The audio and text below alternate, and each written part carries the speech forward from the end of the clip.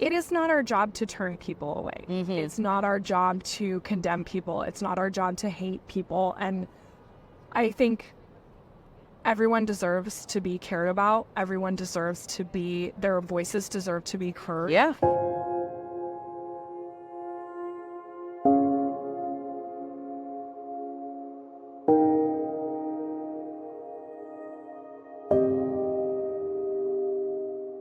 Now, I am going to touch on something a little bit controversial that you mentioned at the start.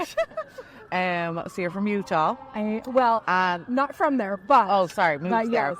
Also, I'm not sure if you can hear the ambulance. Hopefully not. I swear I thought I left New York, but apparently the ambulances are still following the traffic here, unreal. If you've never been to Boston, it's like, how did they get through the traffic? I don't know. If it were me, I'd be so concerned. New York is 20 times worse. My person's going to pass away before I can get there because of the traffic. New York is 20 times worse. And that's the thing, when the sirens go off, I'm like, God damn it, shut up. But then I'm like, oh my God, that's somebody probably dying. Oh God, Jen. Like, let's take it on foot. Just throw the backpack on and just like make it on foot. I mean, I have literally gotten out of cabs because I'm like, I could walk faster. Right. Like, that's it. So yeah, I probably, if I was in the back of the bus, I'd be like, right, Mom, let's go. We're going. I'm hiking you to the hospital. But yeah, I do want to touch on, and this is, I'm mortified that I'm saying this, but there's obviously a big show happening on Hulu at the moment. Yes. What is it called? The Mormon women or I don't know. I know it's Mom Talk. Mom Talk. You're Mormon. I am, yes. Tell me. I've only watched 2 episodes. Honestly, couldn't stand it, and I'm not a reality TV person anyway. That you said that. I'm like, oh, Jen, thank you. Yeah, no, I'm not into reality TV at all. Anyway, there is 2 shows I watch. Honestly, I will. Selling Sunset, and I know it's ridiculous, but I just love seeing the big houses. Well, wouldn't that be so great if you had that kind of money? That's the thing. I'm just like, let me just live my life through this for a minute. And then I also watch Made in Chelsea, which is a UK, the wealthy people in the UK. Okay. So whatever, it's a little bit of, clearly it's money. But I did watch this Mormon show, and this, what is her name? Taylor Paul, something like that. Anyway, is any of it real? So I haven't watched it. Okay. I haven't watched it. I've seen some people post about it. Right off the bat, I can tell you. So, you've got these pictures of these women. Yeah. Gorgeous women. Right. I mean, they're beautiful. Yeah. Women. Yeah, they're beautiful. And, I've seen an ad where they're all holding hands and they're all wearing the same outfit and they're walking in front of one of the temples. Yeah.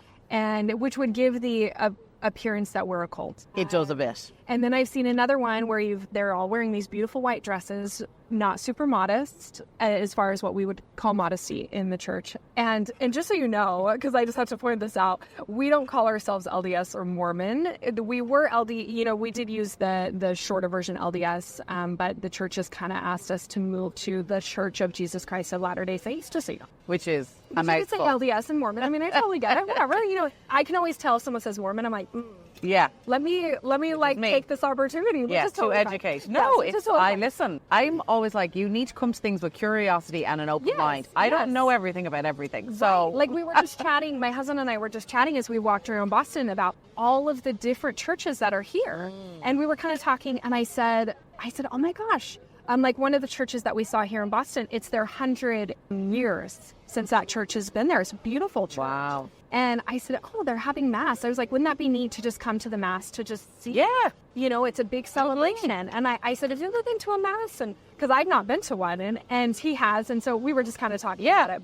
But it should be like that. Like, that's the thing. Right. Religion and shouldn't be like, yeah, like you don't have to be a certain religion to attend. There should be some gray areas. You need to be able to, I feel like you need to be able to be curious about other things in order to choose something. Right. Like I might, this is going to sound really basic, but there's dark chocolate, white chocolate, and milk chocolate. I've tasted all 3. My preference is dark chocolate because I know I'll eat 1,000,000 tons of milk chocolate. White chocolate I just don't like, but I'm curious about all 3. I'm not a fan. And the same thing when my mom and I went to Mackinac Island, which if you've never been there, totally go. It's amazing. Up in northern Michigan. It's beautiful. Another bucket list. We went to the Rock Church, which I think is one of the older churches on the island. Not our regular, not what we would normally attend. But there was no LDS church on the island, and we just thought, well, let's just go. Let's just, as soon as it had beautiful windows, and the service was beautiful. I mean, I loved what he was talking about. Yeah. I think it was on Paul, but it was just it's just neat to go. And then a woman sang, and it was just a really nice service. Yeah. And then, of course, they had refreshments after, and they were like, Always both. refreshments. And I was like, actually, we're getting lunch at the Grand, but thank you so much. I always stay with the Yeah. refreshments. So that other picture that I've seen, which, they're all dressed in these beautiful white dresses. And I saw that someone had commented on Facebook, people realize that we don't dress like that, right?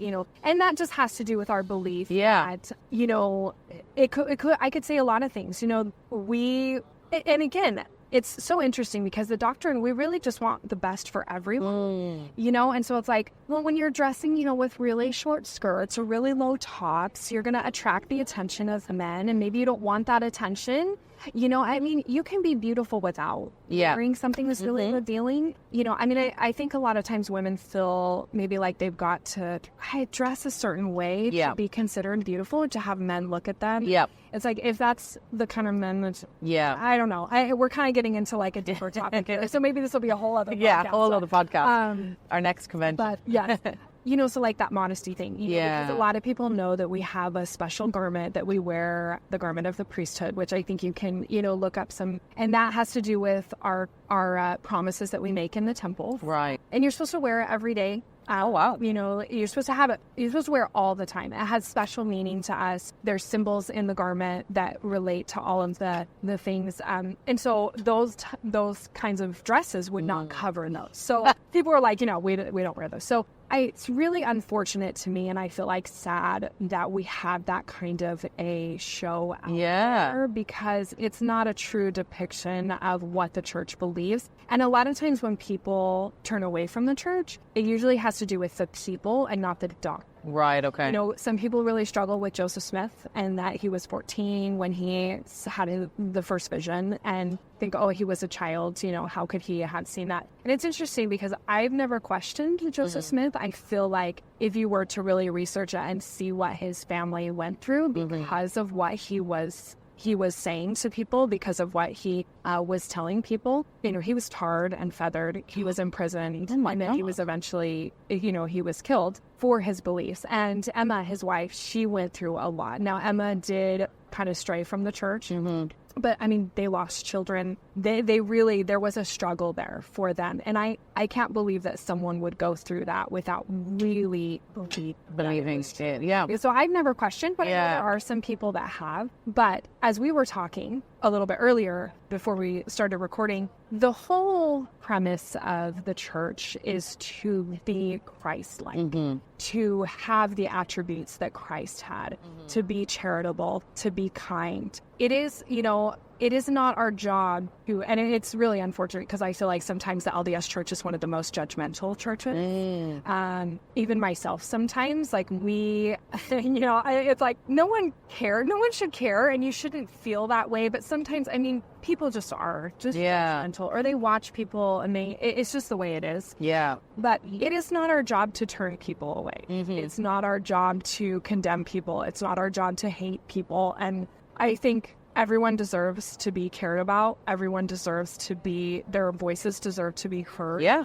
And when the Savior was here, if you look at his life, he spent time with the sinners. He didn't spend time with the righteous. He spent time with the sinners. He loved everyone. He didn't, and when people kind of pushed back at him, he just turned the other cheek. There was no, he was all about that love, that Christ-like love. And that is what the church is about. Yeah. Christ-like love. And somehow it kind of gets turned into something else. Yeah. They're trying to create a reality TV show out of, and it's the drama and stuff. The premise of it was what, like, women are supposed it was mom talk, and it was sort of that she started it because she was bored at home or something, I think, and then I think there was threesomes involved, and then there was all sorts of there was all sorts, like, and I've literally only know a touch of it. I really don't know a whole lot about it, but there was it was kind of, they were doing these sexy dances, but then there was a lot of lies. Like, I think one of the main girls said that, like, the two daughters were her two twins, and that she was actually 50 when she's only, like, in her 20s. And so there was a lot of misconceptions and stuff. But what I think is interesting, the fact that there's a reality TV show out of it does not shock me, because I feel like TV is garbage nowadays. So we'll make anything out of anything. We'll try to make money off it. Absolutely. But I think what's kind of sad, or what I found from watching the two episodes, was it was just silly nonsense, honestly. But I also found, like, I was raised Catholic and, you know, I don't go to church anymore, but I have my beliefs. I go to St. Patrick's Cathedral, you know, sometimes, and I do my thing. But it's similar, like, no judgment. Which everyone no, should be yeah, able to. exactly. Everyone should be able exactly. to It should be your choice. how they feel. Or if they don't want to worship, Exactly. that's okay. Or Yeah. if they don't believe that there's a God, Exactly, that's okay yeah. too. I feel like, it's like we were saying, we have lots of friends Yeah. that don't believe the same things as and us, yeah. that's okay. Yeah. You know, some of those people are some of my favorite people. And it's what makes, honestly, conversation interesting. Right. You know? Right. It's if you can't have a yeah. little spur about, like, religion or politics and stuff like that, it's Right. the reason why they say when you're drinking to stay away from religion and politics is because people get really, like, They do get really angry emotional and about it. very like, this is what I believe. Whereas I'm like, I mean, even in class yesterday, when that guy spoke up and I said, okay, I don't agree with you, but that's okay. Right. That's okay. That's okay. That's all right. I don't agree with you, but Right. that's okay. And then we continue the conversation Exactly. And later. it just- And, you know, again, hearing people's perspectives. Yeah. Everyone deserves Yeah. to have a voice. But Yeah. so continue Yeah, saying but so I just feel like this show has turned, you know, it took it and it turned it into a reality TV show to make money or whatever, but it has turned into pitting women against each other, both physically, Right. mentally, and also, to be honest, you know, and the Mormon church, you know, again, apologies, but the long name, I am not going to all remember. And I feel like I'm going to get the acronym wrong and say something else, which is totally also fine. bad. You're totally fine. But, you know, there's rules and, you know, a bit like in the Catholic Church where you weren't allowed to be cremated. Then all of a sudden you were. That was kind of the thing with the LDS church as Yeah. well, because we believe, you know, we want to keep the body as whole as and then possible. and then cremated remains had to remain whole, and Right. so you know, all of these things, you know, it is evolving and society's changing, and you know, people do think that religion is responsible for a lot of problems and wars and Sure. stuff like that, and I can understand that and I can see that as well, but I just feel like what they did in this particular scenario is highlighting, you know, pitching women against each other, but it's also just kind of making a mockery, because it's like, you know, there's one scene where they snuck alcohol into one of them snuck alcohol into like a hot tub, and that's against. Right. We just don't drink. Yeah. But it's not because we think there's anything wrong with it. We just don't like the frame of mind that it puts us in. Yeah. But the interesting thing I just found was that it's sort of like, and I guess maybe I'm probably a bit more sensitive as well, because coming from Ireland, we were very much ruled by the church. Sure. And, you know, women were thrown into the Magdalene laundries. You know, a woman who had sex, the man never had anything, but we were thrown into these like places, locked up, and our babies ripped from us you know, us, I'm saying, but it was, so I'm probably hypersensitive to it. But yeah, I just really didn't like the premise of the show. I just felt like it's making a mockery of the religion. It's making a mockery of these women. I'm sure they're making a fortune from it. And yeah, I just... Right. And I'm no expert. I'll say that. I'm no expert. I mean, I've been a member my whole life, and I have a firm belief in the church, and that is part of who I am. Yeah. So again, I'm not a church historian, and you know, as people said on some of these Facebook posts, you know, if you have questions, you can go to the website of the church. If you type in lds.org, it'll take you to the church. Yeah, and you can ask questions there. That's it. You can, Being curious. You can do the reading, right? Yeah. I'm sure it's the same with the Catholic Church and anything else if you wanted to, you know, but you know, from what I've gathered, what they're highlighting is that women are supposed to be in the home, they're supposed to just be making babies, and they're supposed to be homemakers, and a lot of LDS moms are stay-at-home moms. Not all of them, of course, but there are some of them. You know, I was a stay-at-home mom before, and then I do homeschool my children, but you know, that's just my own personal choice. And now back when the church began, when the restoration of the church began, so Joseph Smith's time, you know, the 1800s, there was polygamy because they needed to expand the number of members. Okay, well, polygamy is not, you know, we frown on polygamy now, you know what I mean? But at that time... I even had to answer a question on my green card application. Yes. But at the time, they needed it. And then, of course, women were homemakers at the time. And as they were in a lot of other religions or countries where they did, you know, and then, of course, you have in the United States, at least, you know, as time went on, even in the 30s, the 40s, the 50s, women were still stay-at-home moms. They did the cooking, the cleaning, the ironing, you know, all of those things. And the world has just shifted. Yeah. So I've not seen the show, but I can say this about the church. Women are highly favored you know, if you listen to the prophet, if you listen to the apostles, the way they talk about their wives, you know, how much better they make them, you know, how much they cherish their wives. I know my husband does. I met him. He's you know, he sees me as his equal. He does not see me as less than him, and I don't see him as more than me or less than me. We see each other as equals, and I don't want to toot my own horn, but my husband and I have a really great relationship. Yeah, you can tell. You know, we took work. We had to work at it. Like every relationship. I do love my husband dearly. And we have 2 children, and I'm grateful for our marriage. We were married in the Timpanogos temple, and I'm grateful for that every day. You know, but again, that goes back to the doctrines that we believe. I'm grateful that my children will always be with me. Yeah. You know, I love my children, and we're gonna get emotional about something else. You know, but I want that for everyone, that joy. So however they find it, whatever that is, I want that for them, because I think everyone should have a relationship with some kind of higher power. Because again, I don't believe in coincidences. I believe that there is something greater than us, you know, and I may get there to heaven and be like, well, I'm so sorry. You know, my bad. Right. But I can't believe that there's nothing after this. No. Yeah. What's the purpose then? I can't, and tell me, I mean, you know, tell me, have you never had an experience where you felt something? Yeah. There's been some other, and I wouldn't necessarily say it's God per se, but we believe in angels and that they do work here. So those of us who have passed on, you know, so again, we're talking about, you know, again, the relation, because a lot of people believe that they, that their pet is that sign, you know, but I know my husband and I, we've experienced these just feelings, these impressions that someone else is there. Yeah. Someone else is taking care of us, protecting us, guiding us through this life. And so it's unfortunate that the church is being reflected in that way. Yeah. And I'm not saying the church is perfect. You know, we try to do everything that we can. Again, I would tell someone to go to the doctrine to really see what the church is about, because that's how it should be done.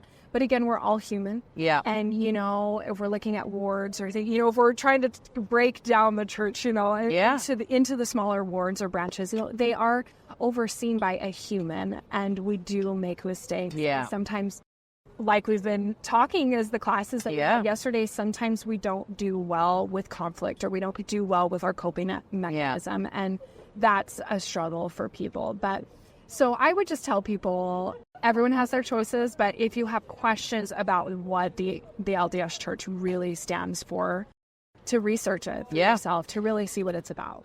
And I'm sorry, I've okay. never got the name wrong. No. I just wanted to specify in the video. No. I want to represent the church well. No, 100%. That was really good, and hopefully people got it. This is you calling it LD. So LDS would be like an acronym for it, but is a drug, and I know I'd fuck up and say LSD, and people would be like, "What?" No, I totally get it.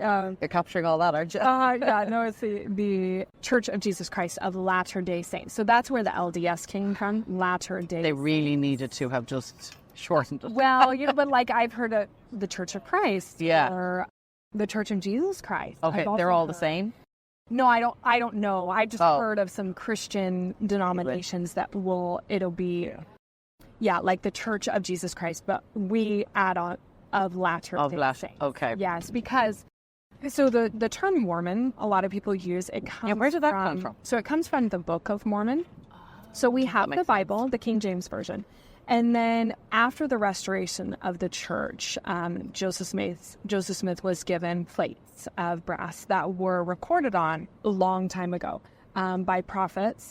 So he translated that book. And that was something else that he was, people said, well, how could he, you know, he just made it all up. I mean, he just made up this book, which one of the counter arguments is he was uneducated. Joseph Smith was very uneducated. It's said that in conversations that he had with people, he was very quiet or slower to speak because he really wanted to think about what he was saying, because he was Which I wish more educated. People would do these days, honestly. I know. And so to say that he wrote that would be completely inaccurate, because he did not have that ability. For him to be able to match dates and locations, there's no way. It would have taken a very educated group of people to be able to write something like that. So anyways, he translated that book, which we now have as the Book of Mormon. Mormon was one of the prophets that is that is written of in that book. And so that's where the Mormon comes from, because we have this other book, and it's the Book of Mormon, and it is said another testament of Jesus Christ. So that's where that Mormon term comes from. But, you know, I mean, we totally know. I mean, we get it when someone says, oh, are you Mormon? It's like, oh, yeah, we are. You know, so it's no big deal. Yeah. But yeah, that's it. Now tell us, because we've talked about pet loss. So what does the church feel about loss of animals and humans? And how do we cope with it? That's the great thing. So in our religion, we believe in the plan of salvation. And I'll tell you about my grandmother in a minute. But in the plan of salvation, we believe that there was a spirit world where we were all together, that we were sent here at a particular time and place. You know, I will constantly say, I could have never been a pioneer, you know, because there was a time when the LDS church was persecuted back east, and then they made the long handcart journey to Utah. And that's also a neat history if you'd like to look into that. The Martin Handcart Company is an amazing of saints that we often refer to, because they trail, or their group, their handcart group, they left later in the year. I can't remember why they were delayed, and so they had to cross in the winter. And it talks about the footprints that they left and how little food they had, and then of course they had to cross the river. So it's a really neat story if you want to look it up. But they sent men from Zion, which would have been Salt Lake City area, to help carry those people across the river, because they by that time they were so tired and so weak, and they sent these 3 men to help carry them across the river. So it's just a super neat story. So we believe we were sent here to receive a body. That's the reason we come. And then of course to use our agency to make choices. I mean, because the church, it's important that people know the church still believes that we have our agency. So they say in the premortal world that there were 2 sons that presented a plan. And Satan, or Lucifer, as a lot of people refer, presented the plan. We're not going to give people their agency. They're just going to make good choices. But he wanted the glory. And then Jesus Christ, he presented and said, we're going to give people agency. We're going to give them a choice to choose. And the glory goes to God. And so Lucifer was cast out, and he was mad that they had gone with his plan. So Lucifer or Satan was cast out, and we went to Savior's plan. And so we believe that the Savior knew. I mean, the Lord knows. He has everything planned, you know, and this time that we have here on earth is just a little blip. And so in the plan of salvation, we believe that after this life, we will go back to that spirit world, and we'll be able to be with our families for eternity. There's a lot of depth to that. One of my favorite quotes, President Uchtdorf, who's one of our leaders, he said, the church is so simple that a child can understand it, which they do, but so vast and deep that it could take us a lifetime to understand. And so it's just kind of a neat concept to think about. You can be a church historian or a scriptorian and study it your whole life, and there's still so much more that you need to learn. So as far as loss goes, we do believe that there's something after this life, that we will be reunited with our family, and I do believe that. Now, as far as pets go, there's some controversy there. Some people believe that pets will absolutely be there, and I've heard my aunt say, no pets. And then again, we have no idea. We're just kind of going off of whatever doctrine there might be out there, which again, this might be something worth researching, you know, and what does the church believe? Because as we talked about with cremation, for a long time the church we didn't really agree with cremation. And then the church sort of changed its policy. I don't want to say policy, but kind of how, because the world has changed. Funerals are expensive. People are more transient, and people want to cremate. They just, you know, maybe they want to have their family member with them, or we have a family plot but it's full. You know, so where we're just going to bury mom somewhere, just like out in the cemetery, you know, it just sort of shifted. And so people cremate. And again, like you were talking in the Catholic Church, do you guys still believe that the ashes have to be all together? They say that, yeah. But yes, again, this type of services I do as a celebrant, I work with a lot of people who are Reformed Catholics, Reformed Jews, that kind of thing. Okay. Like I would probably consider that's me because I don't go to church, I don't go to confession. So you still have your belief. I still have my belief, but like I have cremation jewelry line, so like that's taking some of the ashes and splitting it and that sort of thing. So yeah, as far as I know, the church still believes in kind of keeping it all together. But then each archbishop of each diocese can make their own. There was one who banned eulogies in his funerals in my area, which I disagree with. So again, it's being open and it's making your own decisions. That okay, I don't agree with that. I mean, I'd like to believe there's a God, and I like to think the universe puts things in a certain way for me. And when my grandmother passed away, I like to think that she's sitting on my shoulder and looking out for me and stuff like that. So yeah, mine's muddled. Yeah, but I think that's okay. Yeah, I think it's okay to, you know what I mean? I think that's why we're here. Yeah, you can make your own religion and bring to different things. Yeah, as long as you're a good and kind person. Right. I wish there was more of them. Right. You know what I mean? That's the religion. Yeah. I mean, it's to take, and again, we were talking about what the church is based on. Yeah. Of the Savior, how he treated others. Yeah. How he had respect for everyone around him, and he didn't shy away from, a certain person because of this, or a certain person because of that, or a certain group of people. Yeah. He was with all of them. And so my grandmother, who has had many pets, many dogs, she said, well, if my dogs aren't there, I'm not going. I mean, that's just how she is. And my belief, I believe that they are creatures that were created by the Lord. And I think, why wouldn't they be there? They were his creation. I think there's a special place for that in heaven. And but I've heard lots of people say, well, just as we were talking about your sweet dogs, I've heard people say, this is the same dog. Just looks different. Yeah. It's the same dog. Yeah. And I think that's awesome. Yeah. If that's what you feel, then go for it. Yeah. You know what I mean? I think everyone has different beliefs, and I think that's okay. But as far as the LDS Church, as far as mourning and loss, one of my favorite quotes, one of our prophets, when he lost his wife, he said something along the lines of, not exactly true, but he said, to take the grief out of life is to take the love out of it. And we do believe that life is short, and that's actually very powerful. Is in the moment. Yeah. I mean, to say that you didn't grieve someone would mean you didn't love them. Yeah. And we live this life with our hearts on our sleeves most of the time, and we love. Even when we try not to, we still love, whether it's our pets, whether it's people, whatever it is. And loss is hard. Loss is hard. And one of my favorite videos is a gal who's talking about her family and the loss that she has suffered. And she had lost several of her children and her husband to a disease. But she talked about in this video how it has given her the ability to help others. And that's how the church is. Yeah.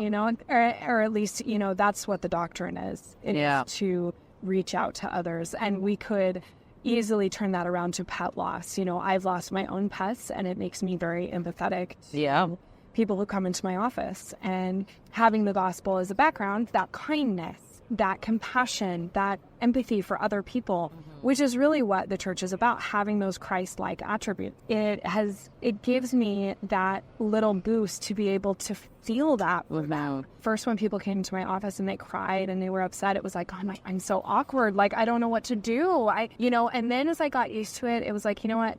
If crying is what you need to do, then do it. It's okay to come in here and cry. Yeah. It's okay to be upset. I've had people come into my office and be angry. Not at me. I know it's not geared towards me. I just happen to be the one that they can talk to about it. Yes.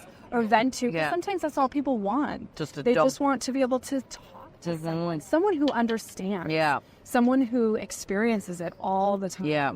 And no, I don't deal with grief with humans, but honestly, I feel like sometimes grief with pets is more so because people can say things to hurt you. Now, like, I know you have a really great relationship with your parents. Some people don't. I know you have a great relationship with your brother. Yep. And so for you to lose one of them, it would be devastating. Yeah. Just like for me to lose my mom. Yeah. for many years, I wasn't close with my dad. Had I lost my dad during that time, it would have had a different impact on me. Because you can burn bridges. People say things that are hurtful, things that you can't take back. And we as humans, we tend to have these butting of heads, and we tend to sometimes pull out the worst in each other. And so we push apart. So when we have a funeral for someone that we maybe didn't have a great relationship with, it doesn't hit us as hard. You know, because like I was saying, the brain, if you don't call your sister all the time, if you don't talk to him all the time, you haven't seen him in part years, of your daily or monthly ritual, then you still feel the loss, but it's not the same. It's not the same as losing a child or a spouse, or, do you know what I'm saying? So, well, and I think that's a really good note to sort of end up on. I will say this. One, I think, honestly, the show, well, there's one thing that honestly will just tell you what it's all about in a sense, right? All the girls, as they're interviewed, their name gets put on the thing, and it's like, so mine will be Jennifer, yours will be Sydney. The only person who gets a surname is this girl, Jennifer Affleck, or Jen Affleck, because she's related to Ben Affleck.